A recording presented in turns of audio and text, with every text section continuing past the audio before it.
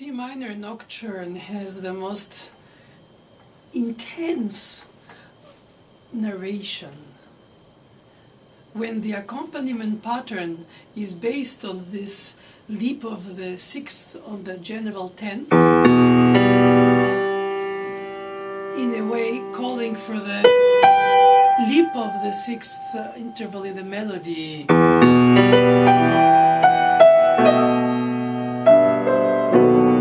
So the accompaniment, unlike in some other nocturnes like the D flat major,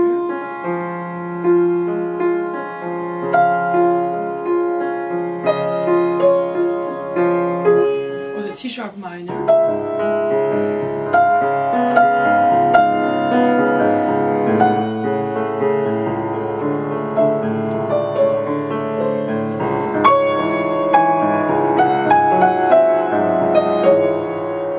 the accompaniment is much more involved into the voice here.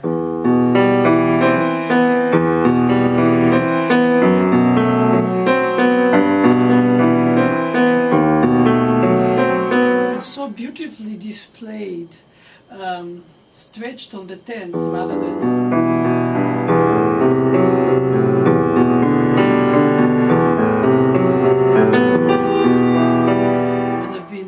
centered. Here it's stretched. And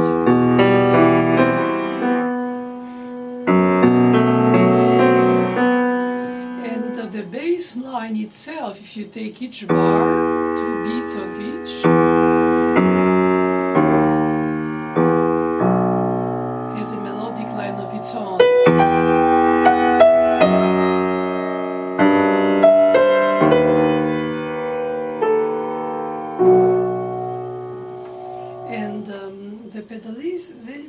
Pedalization, so the word pedaling,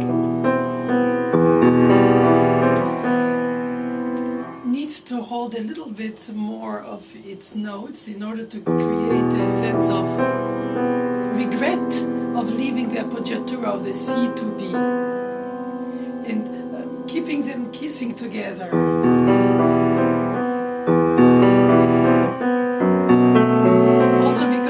Contrast of this three-dimensional bass line accompaniment is so beautiful. It stretches with intervals that are beyond the octave to the tenth, and then on the helm of it, it's this minor second that is the closest, the most stretched and the most intimate.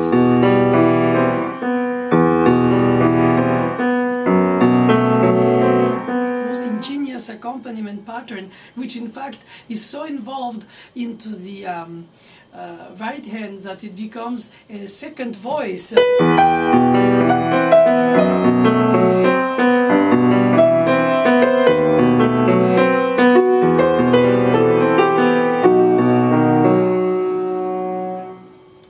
Scriabin does that very often after Chopin.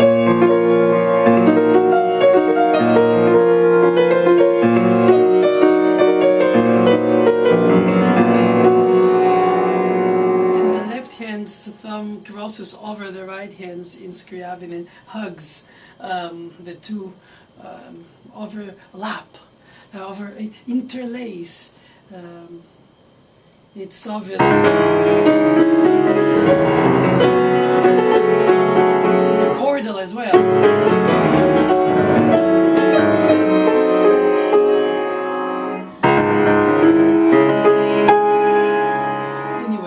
So many thoughts come to mind, but to remain on Chopin, who inspired obviously so much Rachmaninoff, Scriabin and Metner and all the late romantics of Russia. At least the virtuoso pianists.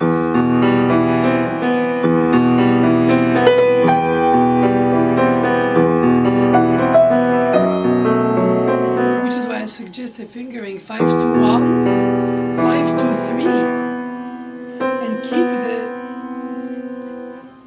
delay the welcome of the appoggiatura into the resolution.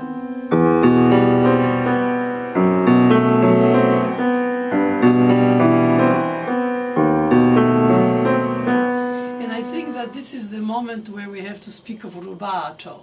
What is rubato, or what rubato isn't?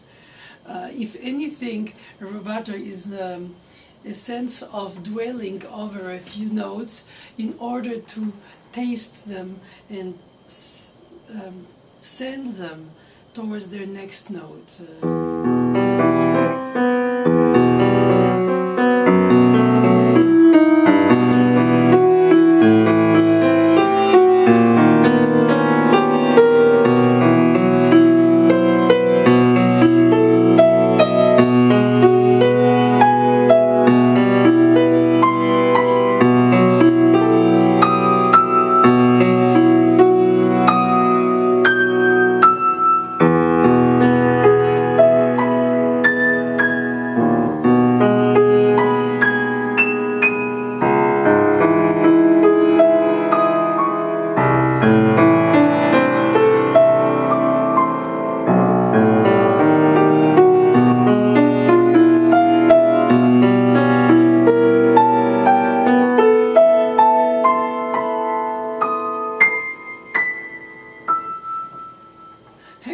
Almost a prelude for left hand alone on developing the spread and stretched and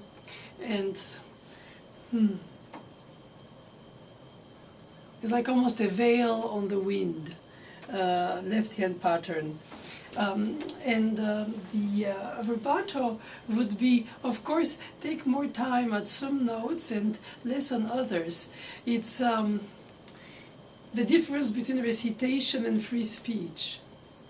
Perhaps even recitation, because of, if it is, in my mind, connected mostly to stanzas and poetry, the organization of the rhythm of the amount of syllables gives it a rhythmic pattern.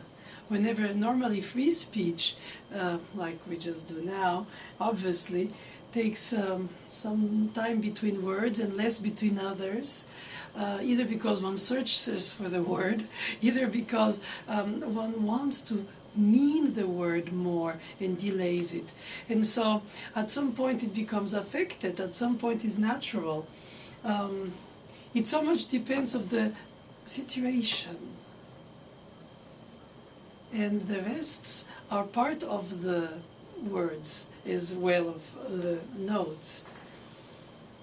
And I would say that already Chopin introduces a sense of nonchalant flotation when he does the 2 against 3. Or naturally, the 2 against 3 fits together once every 2 notes. Every second is in between the second and third. So if it's fast, it's more naturally flowing. But if it's slow, the slowest it goes, the more it's syllabic.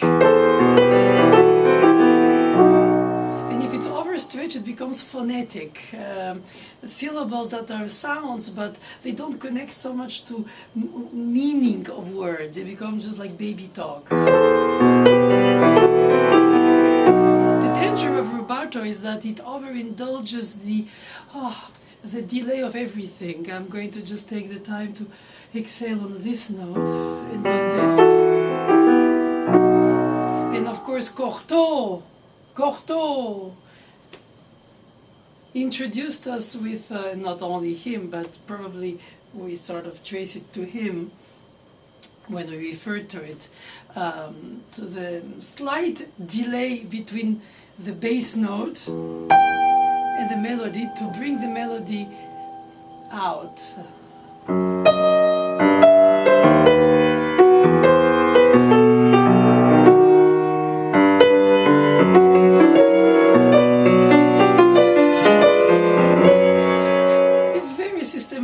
Used becomes, oh my God, it becomes affected.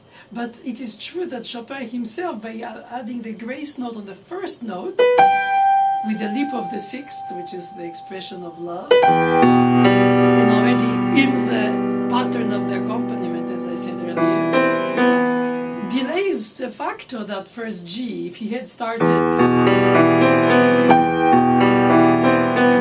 then we would have, in order to have this G start alive, vibrato, leave crescendo and read to the D sharp,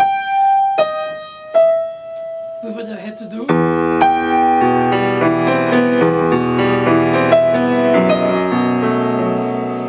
But by the grace note leap of sixth up at Chopin writes, even if you play the grace note on the beat, or before the beat, or there's always this nano moment where they don't totally align, and by not aligning, they allow to have the melodic line be heard separately, like when the accompaniment pattern in some pieces doesn't have the first note, so it would be like.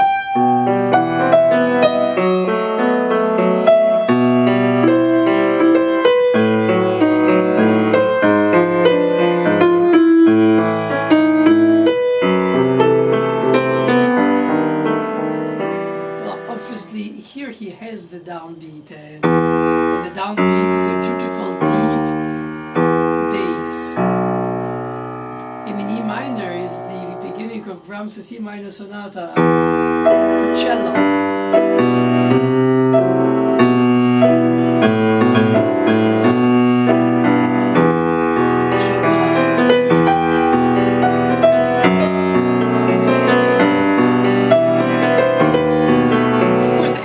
Of the melodic bass shouldn't overwhelm the melody, especially with the long values and the decay, because it starts dropping and it has to be picked up where it dropped, and again risen in order to last for the dotted quarter, so that it creates a sense of continuum dropping. And not because of the long value and the decay, it drop, and then in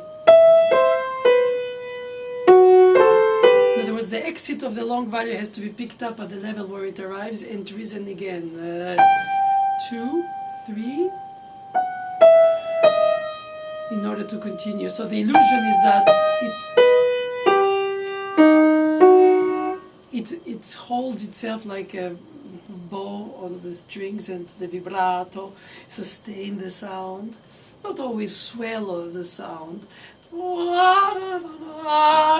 yeah, which would be of course tasteless, without to say. But the bass notes repeated twice in each bar with the pedaling, unlike the melodic line that holds on a thread of the on the decay of the sound, the left hand is reinforced by the pedal. We have all these. Now we have to also admit the accompaniment pattern is written molto legato piano. So if it's very soft but intensely whispered, as if the turmoil of the soul.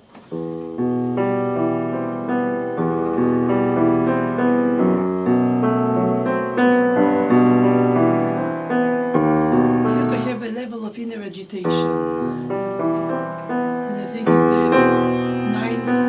minor ninth that is resulting between the fifth and the appoggiatura of the fifth over the 12th.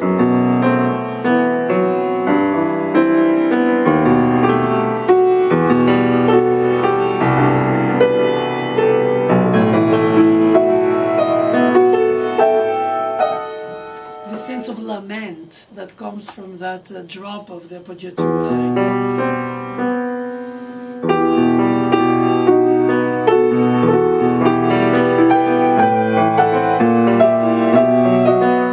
That's a Chopinization, nocturnization of F minor Prelude Book 2, just because it uses the appoggiatura in minor for the sense of lament, with the exhale, like a sigh. Here it's.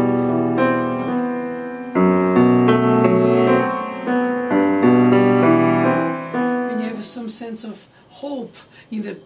in the ascension of the arpeggio before the drop of the minor second.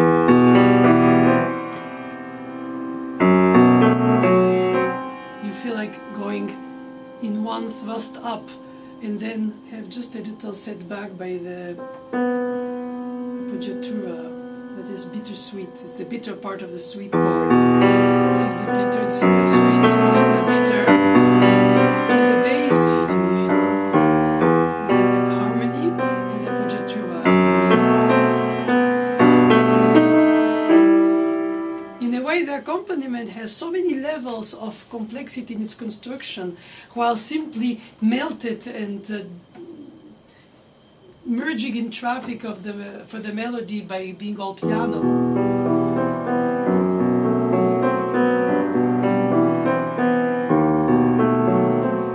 That if it was a more Alberti type accompaniment, the melody would be more obviously heard, but the accompaniment would have not created that sense of stormy clouds and hope. It would be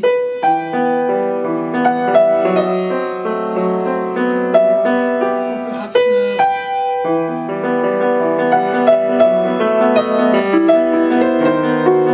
if it was in triplets, it would be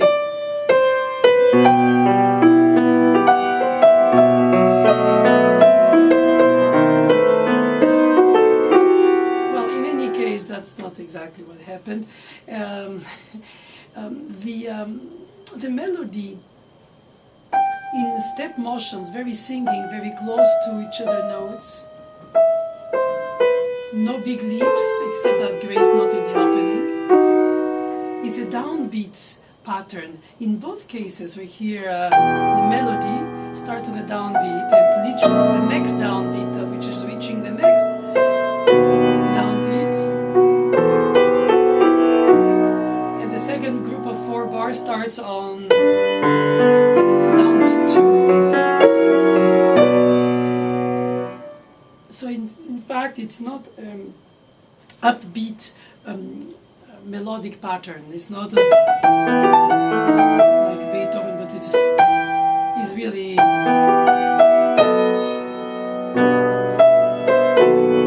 he could have started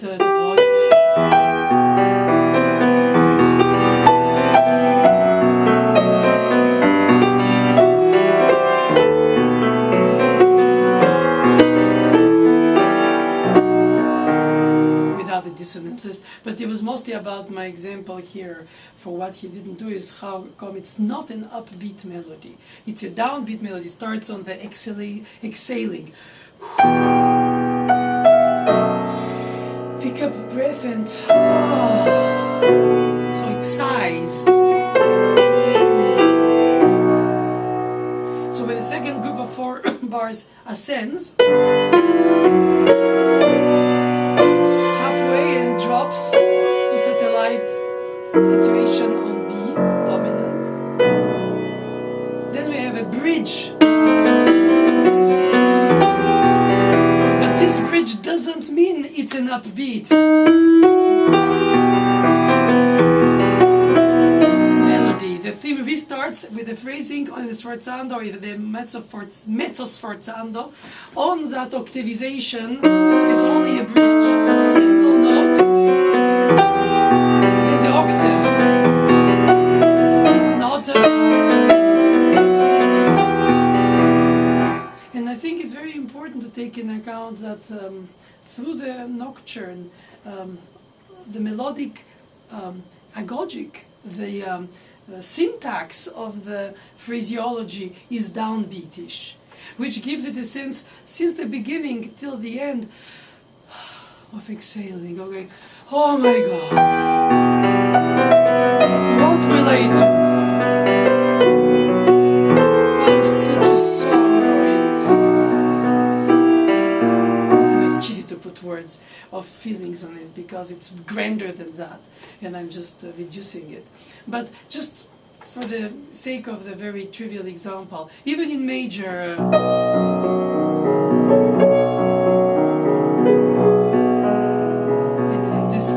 Soft, tender, parallel thirds, almost like a reassurance. Let's sing together. together in consonance beyond the 2 against 3 or 3 against 4, it always starts with a downbeat every time. So it becomes not heavy, but it comes deep, grounded.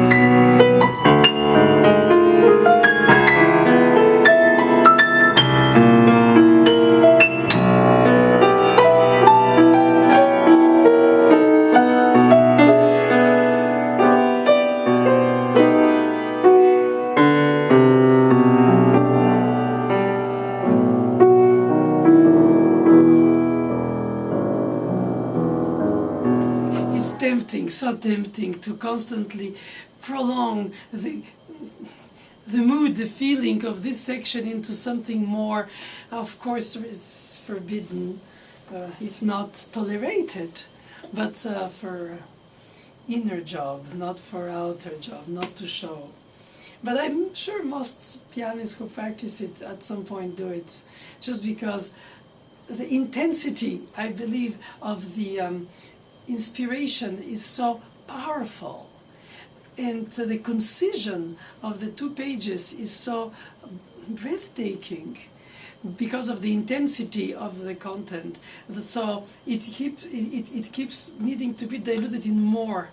Just let me just a little bit stay more with you. Don't leave me now, feeling. And on the other hand, it has the pedagogical tool by itself, is that as soon as you get out of the bars he wrote, you immediately understand why he didn't write them, why he didn't overindulge. And I think the same way for the interpretation of rubato, about which we are still searching to find what is the meaning of it besides stealing time, which is of course the etymology of the word in Italian, rubare. I think it is to do with the fact that so much already in the 3 against 4 is a rubato, compared to if it was written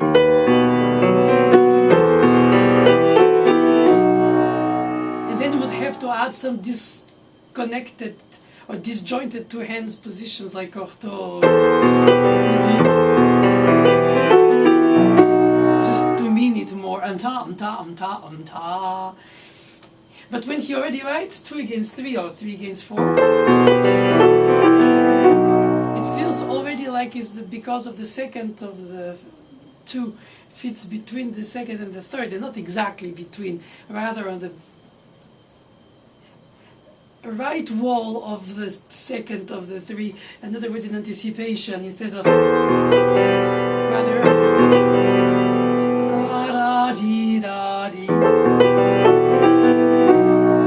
rather than later between the 2, which is closer to syncopation of the accompaniment, the triplets.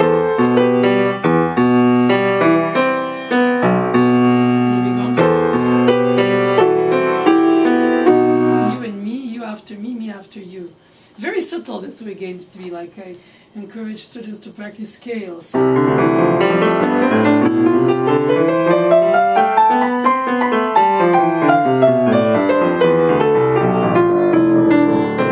Where they follow legato, the 2 against 3, in a continuum. And so here it's only 4 out of 8 eighth notes, but still between this and then to maintain that evenness of the 4 eighth notes, it has to fit earlier than in the middle between the second and third verses. There's not a major difference, I concede that, but it is nevertheless very essential, because outside of one spotty example, it is how the whole phrase is directed that it implies. The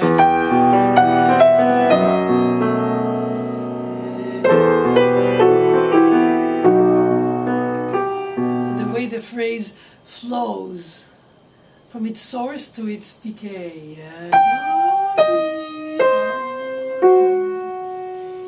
And then the hope up.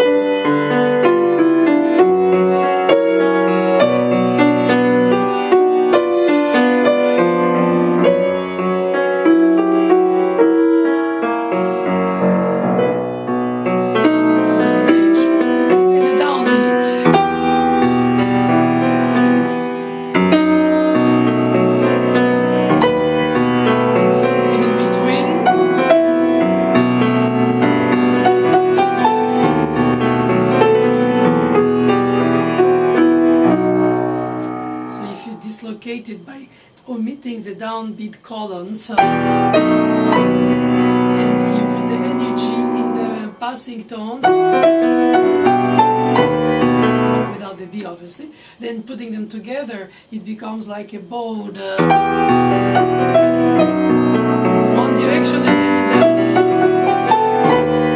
when the melody goes up in these two triplets with the repeated F sharp as an insistence, the bass drops.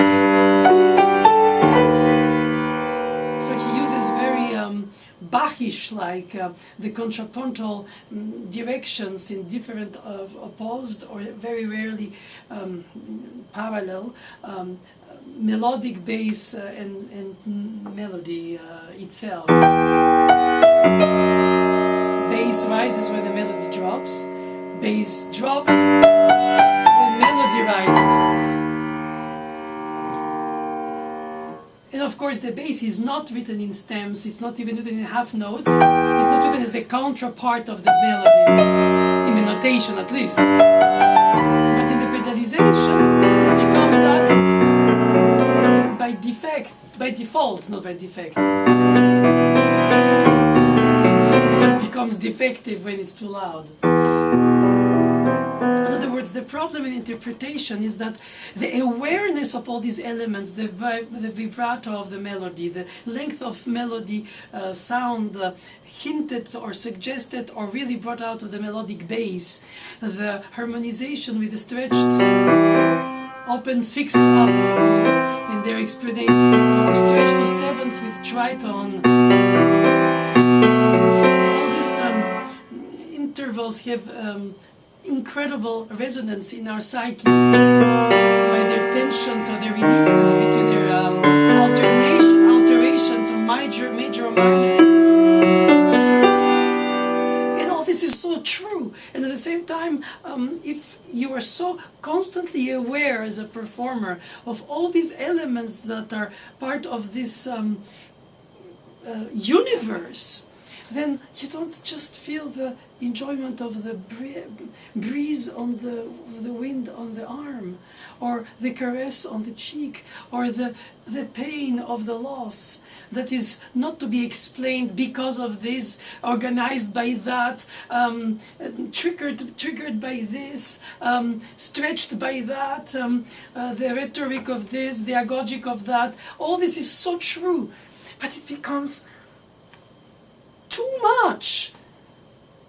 At least one has to be able not to learn so much, which is in a way the first step, but to filter the knowledge.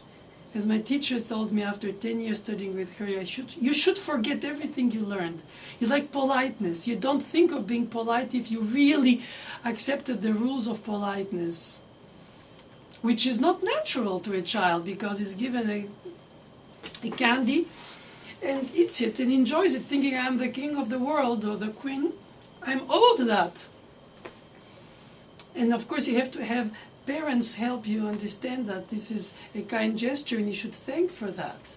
Of course you do it mechanically when you say thank you to the person who gave you, yeah, thank you. But yeah, so you're trained like a dog to be polite. But then one day when you grow enough, you become polite by the essence of it, by the altruism of it, by the humanity into it, by the civic sense of the word, to be agreeable in politeness to others. You say thank you, perhaps mechanically most of the times, but sometimes you really say it meaningfully. And I think the same thing happens here. You learn in school about the skeleton, the structure, basically the anatomy of music. But here we talk about the metaphysics. Why in the first place am I driven to love this, to understand these pieces? Because I love it. It's exactly what I meant to say when my words crisscrossed each other. You rarely, almost never, learn to love. You rather love, and then you learn what you love. And you want to learn about what you love. But it's not because you have a brilliant explanation by an Einstein of music, for instance, that this and that are organized this way, because it is true, but that are ingredients, and somehow even if you're skillful enough to either reproduce them by imitative improvisation or notation, or perhaps write in the style of as a pastiche to make fun of or joke or homage, or just to prove the point that you have assimilated the toolbox of a given composer's style, and you can sort of play Chopin by the dozens, so to say, you know, play for me another nocturne by Chopin, and you come up with something and you go, okay.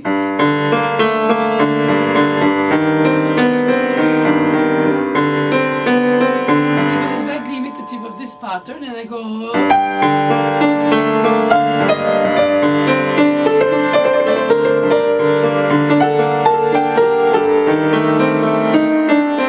Of course, I can refine it until it sounds less cheesy than that. Less obvious than that in that sense, more chromaticism, less this, more that.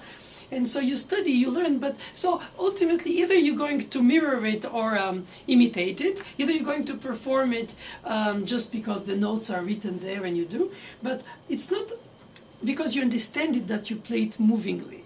I think you understand it in order to understand it because you have a curious mind, you know. What is an eclipse of the moon? I want to understand. But the shadows and the light that it creates, and the scary feeling that it brings when it's dark over each other, and well, there is a poetic dimension and metaphysical, spiritual dimension to beauty, which touches us in the eye of the beholder, obviously, but nevertheless. And when one tends to overanalyze and explain, even if I do that all the time, in terms of taking apart the elements and to enjoy them more than anything else, and then put them together without downbeat, with upbeat, with accompaniment, or without, with a simple accompaniment, or with a complicated accompaniment.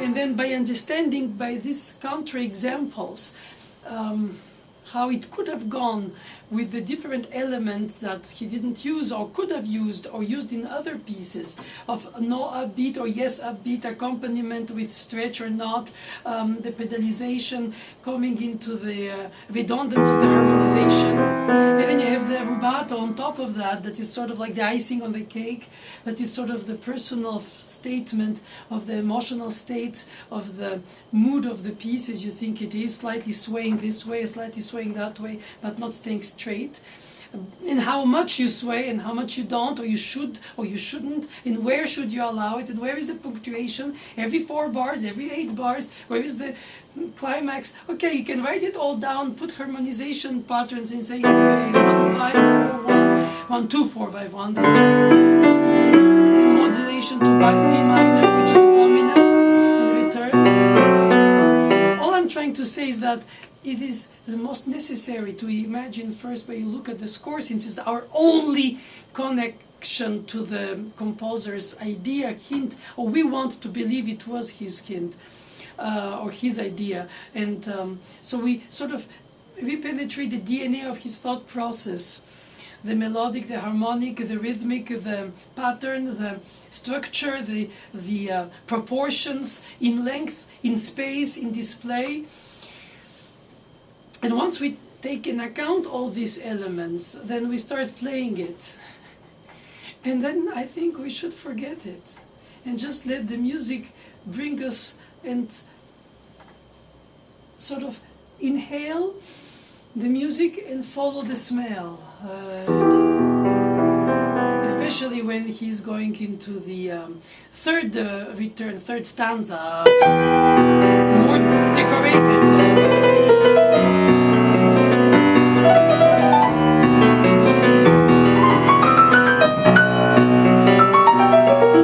Let me try to play that without to bang the right hand, because now I get so passionate I banged.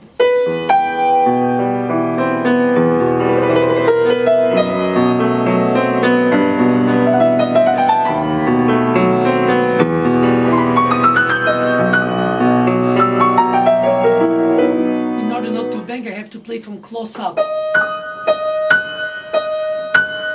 the leap of the 10th is inevitably a little bit violent in the good sense of the word. It's broken and then leap. So it's difficult to make it very suavely soft in the texture. As belittling it. The G is going beyond the F, therefore it's an escape, which we don't reach. But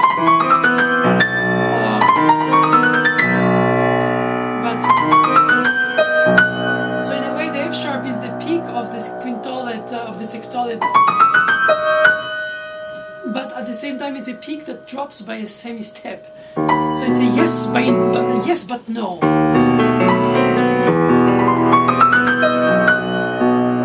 Wounded F sharp.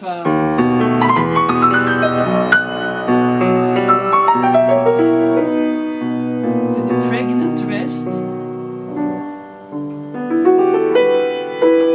Because you use the third degree, G major, after we had the B major dominant. So the D sharp in the one case, and then the D natural in the other, chromatic incompatibilities in terms of pedaling. So you have to play the D sharp and then take it off from the accompaniment, which is the last D sharp, and avoid that. Or not. Perhaps he let it linger later. He could have avoided that last D sharp in the left hand. And then in the harmony, but he takes off the pedal, but he puts a late D sharp just before the D natural, and in the fusion of sounds, you can imagine a little bit of lingering D sharp as a regret that overstays its welcome, and melts and dilutes itself in the D natural of the fifth of the G major chord.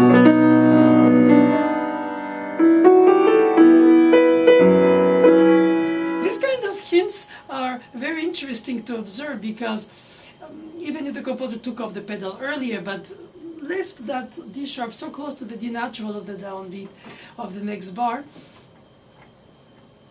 I think one could indulge or should indulge in a little bit of overstaying. So when by itself the common note is the B, not the D, obviously. It's D sharp. Should be clear-cut changed. Because normally when we do this, normally being the terrible word I use all the time, let's say intuitively, we are driven by him to establish our dominant and to expect the tonic and not with a common note B, the third degree.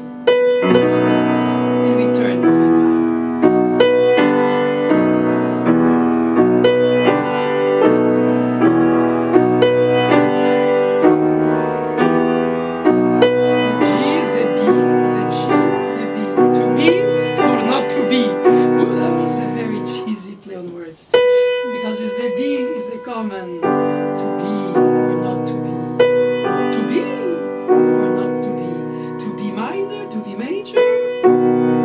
To G major through B. Oh. Shame doesn't kill.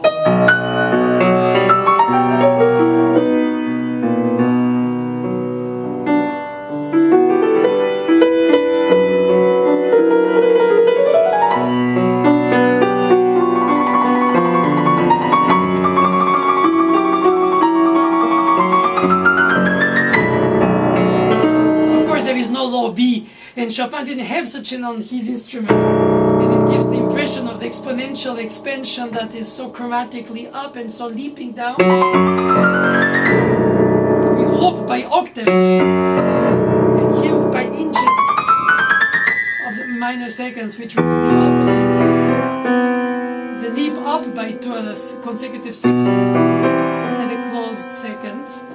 And here, but Chopin didn't have a low B on his keyboard. So therefore, the very arrival of this exponential expansion, it goes in the same direction rather than the overindulged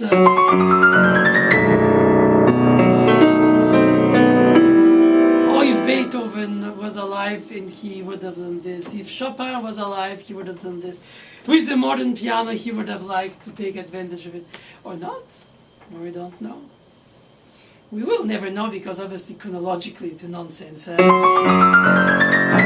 anyway, the musical inspiration, their drive, and later Chausson and Debussy and all these composers, they wrote these inspired leaps of expression that hug our souls so beyond the supposed to be limitations in our eyes today of their then's instruments. I think it's not right. I think they anyway express themselves fully, and we don't need to over ecstatically augment it, nor diminish it, just because. I think it's within its framework, and every frame has its own landscape inside, and I think that's what we have to study when we play, how to organize it so that we don't start too early the crescendo. Not yet. Not yet.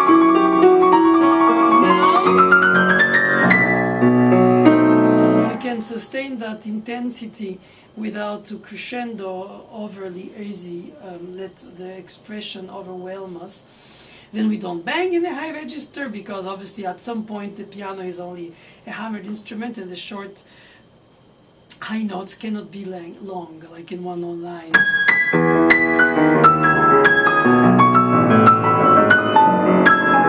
To obtain that length of sound, this piano is out of tune.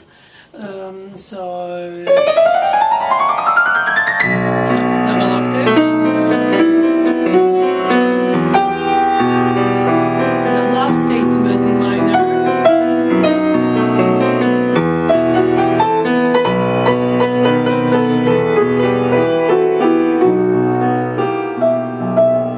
So, in order to answer the question I opened myself about the rubato, I would say that the best rubato is a rubato that is structural, not just one note delayed or another note earlier, here or there spottily, but more a GPS view of the group phrase.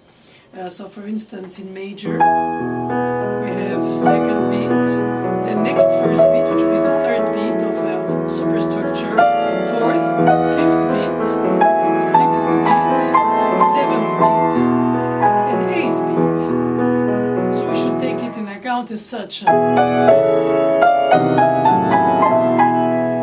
In its global superstructure of 4-bar phrase. And then inside these there are magnetic tensions and releases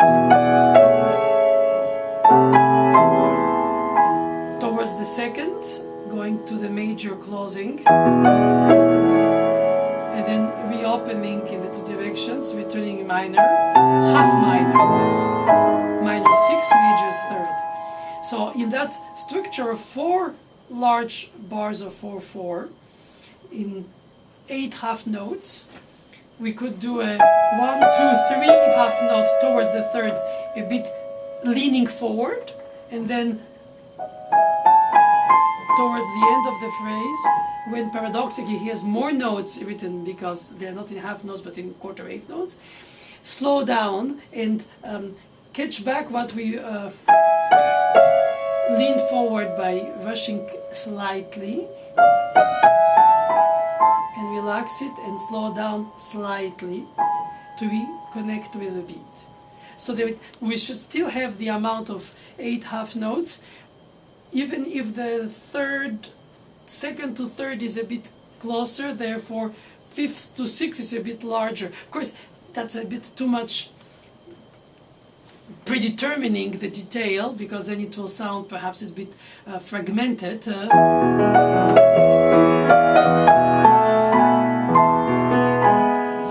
And unnatural. But it is good to think about it in that sense, and then let yourself flow when you perform it.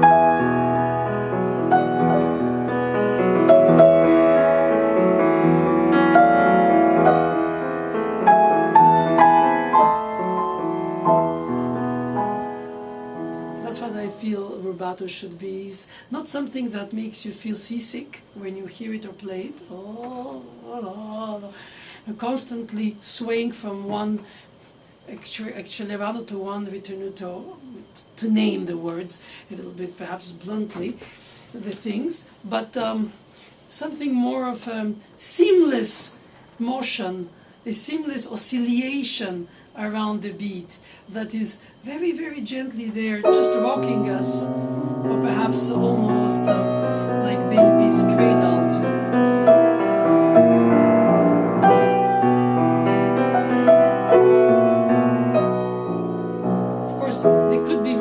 That are more intensely disrupting the pulse connection, for instance, when it's very dramatic, or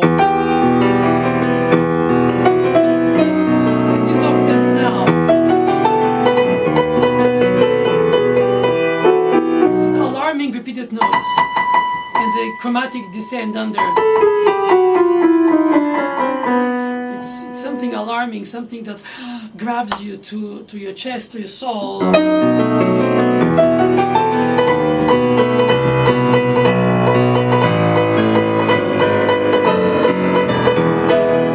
think we even do major.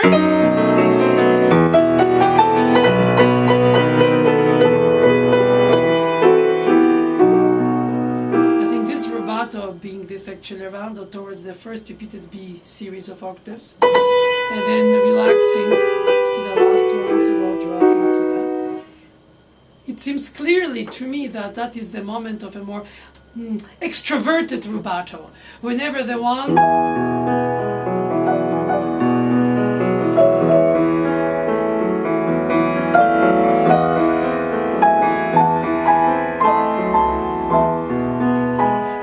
is a little bit more subtle and less obvious, but nevertheless there.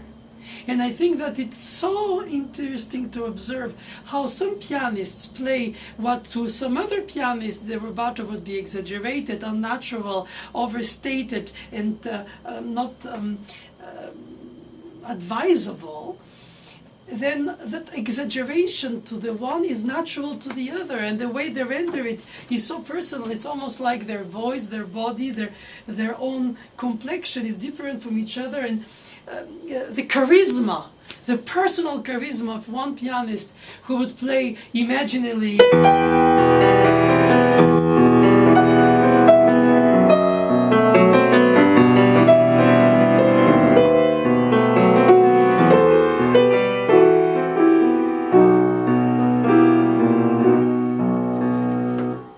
personally would say, oh, that's too much. It's overly too much. And not only me, probably most people.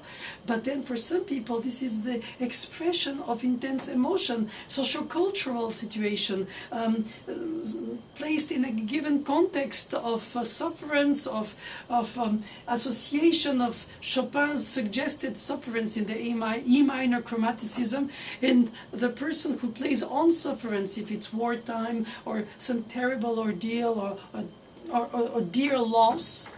Immediately there is a sense of not only interpretation at that point, but inevitably and perhaps necessarily so, appropriation. It's like, oh, he suffered, the author, I suffered too, and I find an echo of my sufferance in his Beyond the Century. So it's a dialogue between two people who recognize each other's sorrows and starts perhaps overindulging on the sorrows because it's part of the healing process. So perhaps to some it's overstated, and to others it's necessary just to be much less. And to others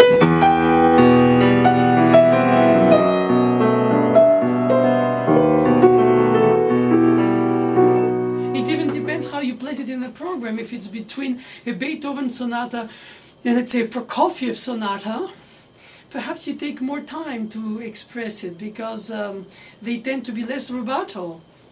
Not in general, of course, to say, but if you play, let's say, third sonata by Prokofiev,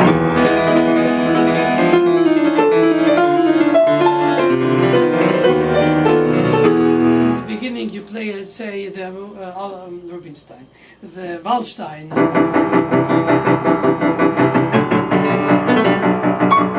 and then applause, and you arrive and you play.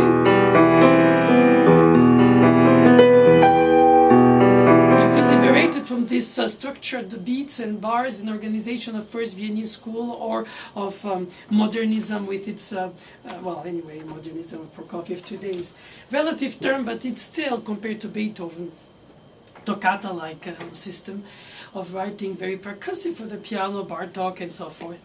And so the Chopin comes like, oh, the island to express my sorrow, my soul freely with some fluctuations in the beats.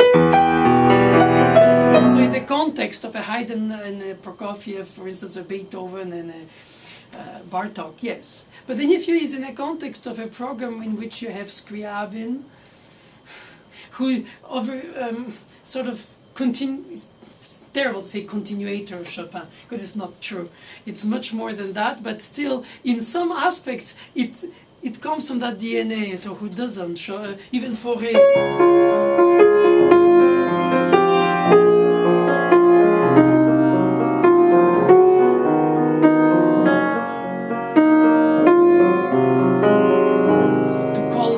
In Fauré is almost a heresy, but it's there, but differently, perhaps more subtly and less extrovertedly. And in Scriabin we tend to think there is a lot, like a Fifth Sonata,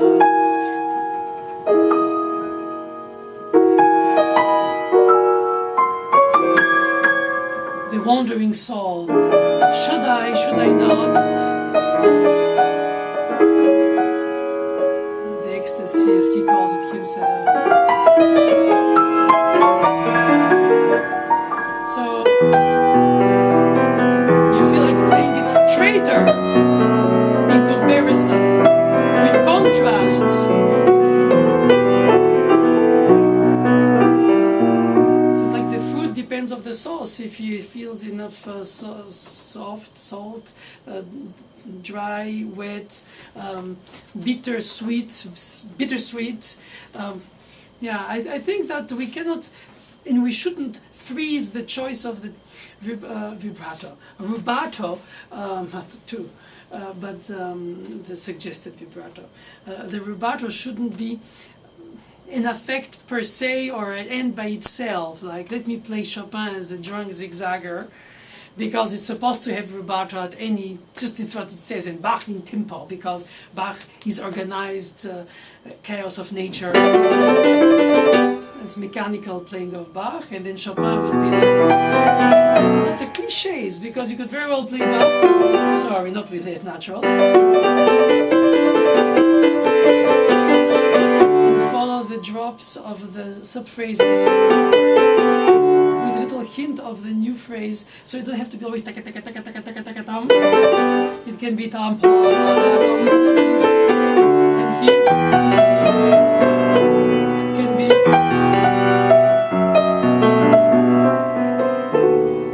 And the fact is that Chopin, from the late Romantics, well, or true Romantics, I think because of the fact he died young, that they call him romantic, early romantic, perhaps, in fact, because Liszt lived so long after him, and touches almost what we call the modern times, obviously, of the style, going into atonality with the lugubre gondola, you know.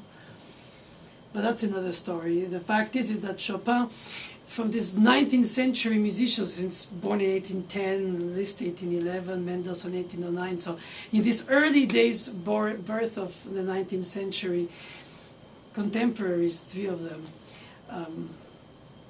he expressed a lot of his romantic expression of his soulful feelings outside of the frame of most of the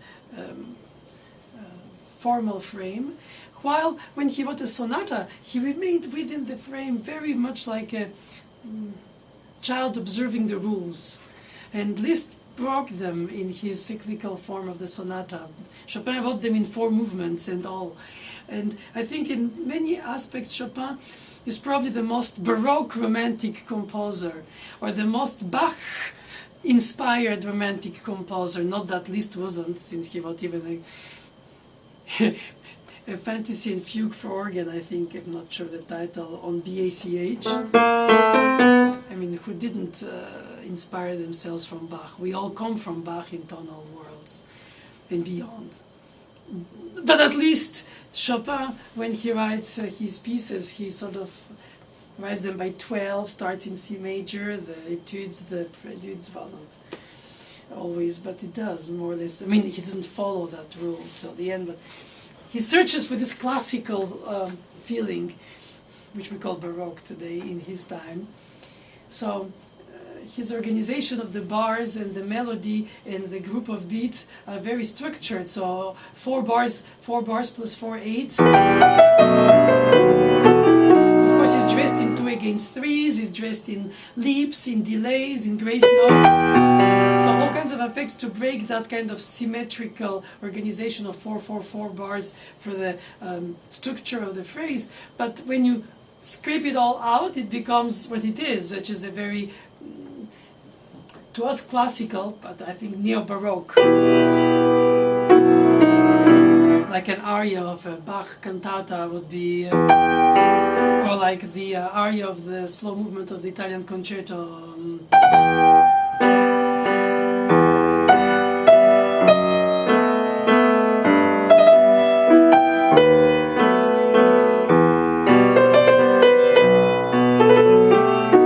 That example failed. But anyway, I tried to perhaps that's better.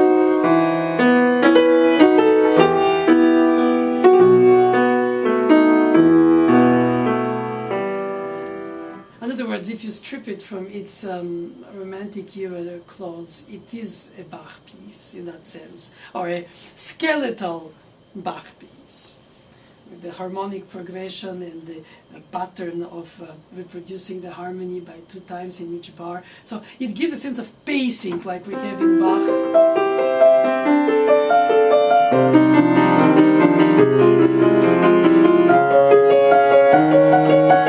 Here.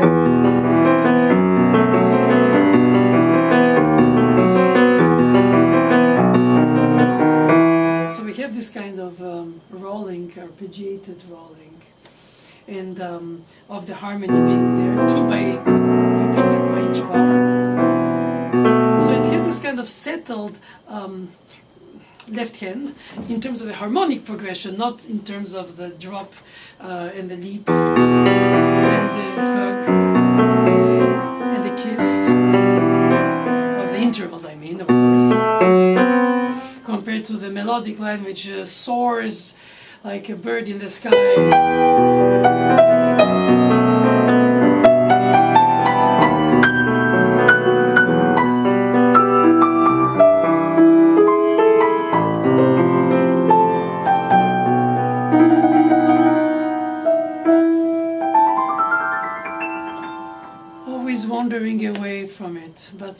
to return better in it and serve it.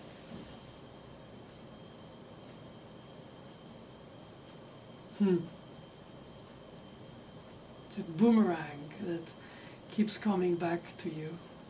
No matter how you escape it, it brings you back to him.